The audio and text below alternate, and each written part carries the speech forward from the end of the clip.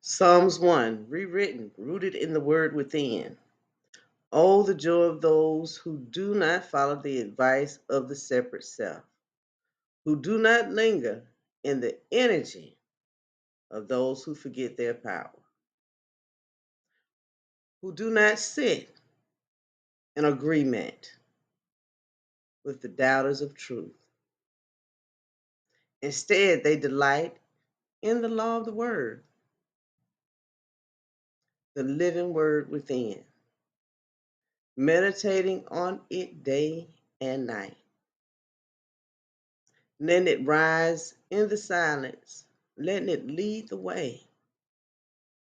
They are like extensions of the presence, planted by the ever flowing river of source. They bear fruit at will and in every season, and their leaves never wither. Whatever they do aligns with truth. And in that alignment, it prospers. But the disconnected, the ones who forget, are like dust in the wind, tossed by every appearance, rooted in nothing real. They fade from the gathering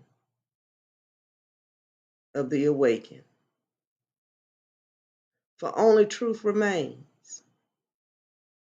The way of the world is the way of life,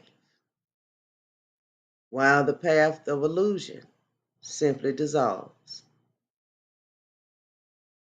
So often in life, we read the book and we're not really in tune with what the book is saying to us, that we are truly eternally connected to source. We would not be able to live, breathe, move, and do anything if we did not know who we were. Now, a lot of us, we wake up and we say, I am Latiska. But am I really Latiska? Is that my calling? Is that my natural assumption? Or do I assume something greater about myself? The major disconnection to me, and this is only a suggestion, anything that you hear on the internet is only a suggestion.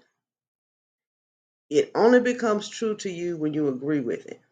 That's when you become one with something.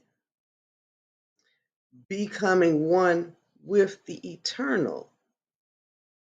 Yes and amen. That is the one that is not separate from itself. That is the one that is not attempting to be anything, already knows itself as itself and is itself always. It's a consistent way of being, a consistent way of speaking, a consistent way of interacting in life. Not greater than, always equal, always allowing the flow of love in life to extend through others. Love is something that's constant. It's always, it never stops. It's like gravity, oxygen. We can't separate ourselves from those things. Those things are eternal things. Not only do we breathe this, the animals breathe this oxygen. Not only do we exhale, the trees receive the exhale. So continuously, all day, every day, there is love. There is no separation from it. There is no lack of it. There is only a continuous expression of love being released in the atmosphere, whether we are aware or unaware of what is really happening, that there is no separation in love. There is no separation in this person or that person. There is no separation in this state of consciousness or that state of consciousness. There is only consciousness, the awareness of being one with the all, because there's nothing new up under the sun. There's nothing that exists in this moment that has never existed. It has to exist because of our thoughts. It has to exist because of our words. And it has to exist because of our actions.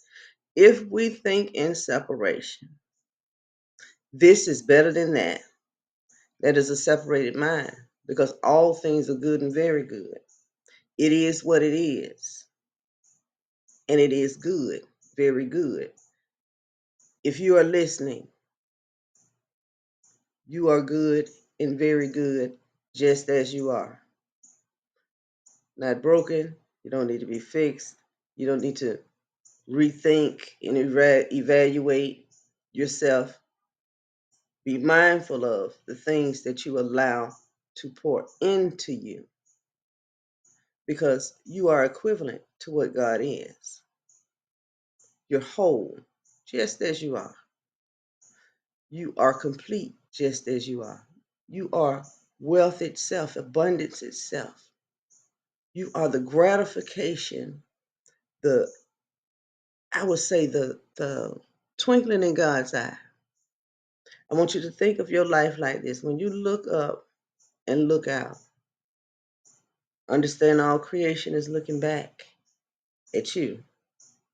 You are seeing yourself perfected in eternal perfection, because that's all there is. We like to think of things as we all make mistakes, right? What if I were to tell you everything is eternally perfect according to your consciousness state, according to your awareness of who you are and how you are connected to other people? Even in that moment in space and time, you are perfect. Whether they can see it or not. We're not talking about an outside thing. We're talking about an eternal, internal expression of itself, remembering itself, knowing itself, expressing itself always throughout all creation. That all things do exist and there is a time and place for all things at the same time. That time itself is an illusion, but yet everything is eternal. It keeps moving and moving and moving because of creation, because you are created equal to the source, the creator, the expression. There can be no lack. There can be no sickness. There can be